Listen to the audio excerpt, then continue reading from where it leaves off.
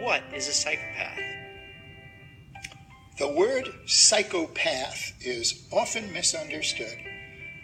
First of all, it's no different from sociopath. Psychopath, sociopath are the same thing. There are some academics who split hairs and believe that when they use one word, they mean one thing, and when they use the other, they mean something else. But in general, as far as we're concerned, same thing. But it's very different from psychotic.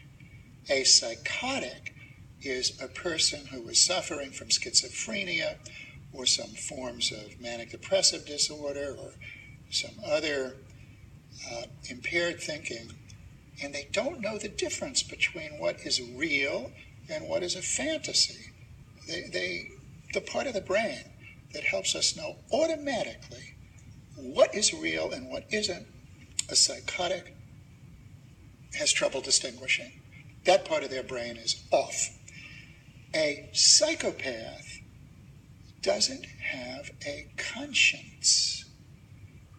Not everybody knows what a superego is. It's that part of our mind that probably forms around age 5 or 6. Because before that, we don't have a sense of what's right and wrong. We certainly don't have an enduring mental ability to feel guilty or to identify ourselves with someone that we respect and want to be like a good person. It's all about being good and feeling good about being good. So a normal person has that ability, and when they sin or they make mistakes that hurt people, they feel guilty or embarrassed. A psychopath doesn't have that feeling at all. There are a lot of studies that are done of psychopaths, and there's no one part of the brain that is impaired. Some people believe that psychopaths have a much higher threshold for physical pain. That seems to be borne out by experience. That may make them harder to discipline and harder to learn right from wrong as a child. Psychopaths seem to respond automatically to charged words in a way that's no different from responding to normal words. They don't get upset and excited by seeing the pain of others, unless they're sadists, and let me come to that in a second. The important thing to recognize about the term psychopathy and the word psychopath is that people exist who are different from us. Maybe there's a psychopath watching this, but I'm talking to the non-psychopaths. People exist who are different from us. And because they look like us, and we may be the kind of person who is in general giving and forgiving and loving, we may not believe that you can be without a conscience. You can. And it's potentially deadly to go through life ignorant of the fact that these people exist. The best book on the subject, just for the layperson, is called Without Conscience, and it's by Robert Hare, H-A-R-E, psychologist from Canada. Very, very good book in very clear language that explains what I'm saying. So, how do you get to become a psychopath? We don't know for sure. There's a certain part that is inherited. You lack some of the building blocks that it takes to form a conscience through normal child raising. Some of it may have to do with being raised in an abnormal way. So although you have the potential to develop a conscience by age 5 or 6, you were raised with brutal parents or negligent parents or under certain circumstances, and you never put it all together. I don't think it's primarily the parents' fault, because you study psychopaths like one of the 18-year-olds responsible for Columbine. I believe Eric Harris was a psychopath.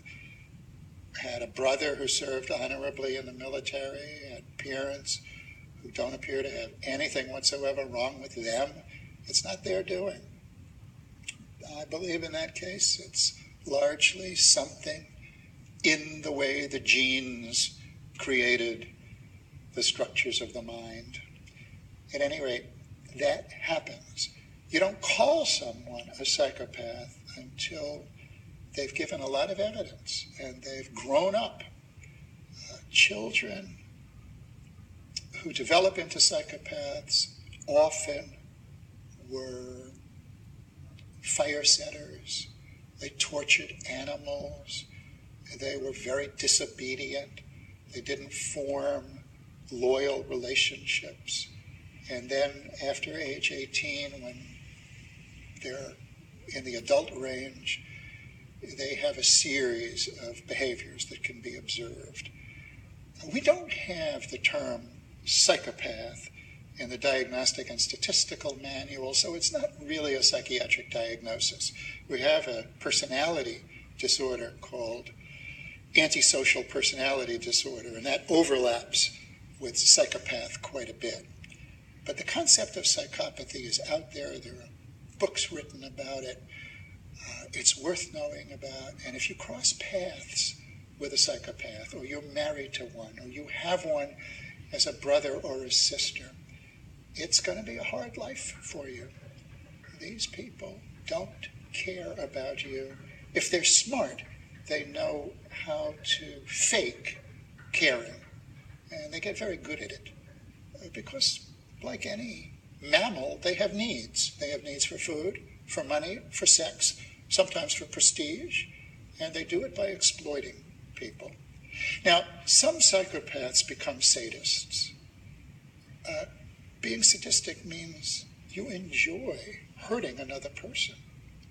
Not every psychopath becomes a sadist, but if they stumble into sadism, they have absolutely no regret, no empathy, no remorse as a product of their being a psychopath. And they practice, and they get better. And the worst are the serial killers, who are not only psychopaths and sadists, but they've learned to enjoy their own form of grandiosity. They're narcissists. They care about themselves. They want to outwit the police. They want to humiliate logical, decent people. They hold us in contempt. They're the worst of bad. And like some of my colleagues, I am reluctant to use the word evil because it conjures up something in the spiritual realm. But it is a word in the English language, and I think it applies to the sadistic psychopath. So it's real. We shouldn't be naive about it. If we have a psychopath in the family, we need to protect ourselves and others, and there's very little that we can do. I think the best remedy is to have these people age in isolation. I, for one, favor having a special facility for psychopaths who've committed murder, so that regardless of their sentence, they're allowed to age in isolation. I would have post-sentencing commitment for psychopaths, not to mental hospitals, but to a facility that we've yet to design.